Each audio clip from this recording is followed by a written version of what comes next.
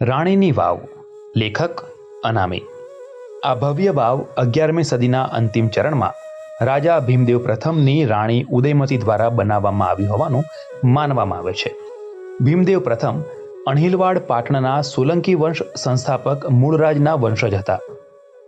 પૂર્વ પશ્ચિમ દિશામાં નિર્માણ કરેલી આ વાવનો કૂવો પશ્ચિમ છેડા પર આવેલો છે.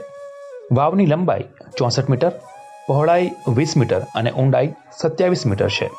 વાવમાં સ્તંભોવાળો બહુમાળી મંડપ, કૂવો અને તે સિવાય પાણી જમા કરાવવા માટે મોટો કુંડ કૂવો છે.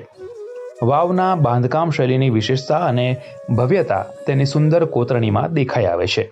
તેની દિવાલો મહિષાસુર મર્દિની, પાર્વતી અને શૈવ મૂર્તિઓ, વિવિધ મુદ્રાઓમાં ભગવાન વિષ્ણુની મૂર્તિઓ, ભૈરવ, ગણેશ, સૂર્ય, કુબેર, લક્ષ્મીનારાયણ, અષ્ટદિક્પાલ તથા બીજી અન્ય મૂર્તિઓથી સુશોભિત છે. અપ્સરા, નાગકન્યા, તપસ્વીની વગેરેની પણ અલગ અલગ મુદ્રાઓ કોતરેલી છે. સ્વતંત્રતા પ્રાપ્ત થયા પછી ભારતીય પુરાતત્વ સર્વેક્ષણ વિભાગના હસ્તક રાણીની વાવને રાષ્ટ્રીય મહત્વનું રક્ષિત સ્મારક જાહેર કરાયું, તેમજ વર્ષ 2014માં તેને વિશ્વ વિરાસતમાં સામેલ કરવામાં આવ્યું છે. સદીઓ સુધી આ વાવ જમીનમાં દટાયેલી હતી. કાળાંતરે સરસ્વતી નદીમાં આવેલા પૂર તેમજ વાવ તરફ ઉપેક્ષિત વલણને કારણે તેને ઘણું નુકસાન થયું.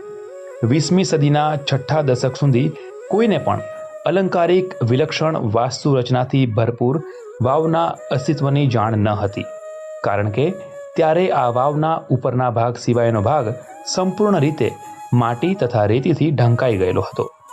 સન 1958માં ભારતીય પુરાતત્વ સર્વેક્ષણ વિભાગે આ જગ્યાએ ખોદકામ શરૂ કર્યું. આ વિભાગના સતત પ્રયત્ન તેમજ ખોદકામ કાર્યના પરિણામ સ્વરૂપે માટીમાં દબાયેલી આ અમૂલ્ય વાસ્તુશિલ્પીય ઐતિહાસિક સંસ્કૃતિને તેના મૂળ રૂપમાં ઉજાગર કરવામાં આવી.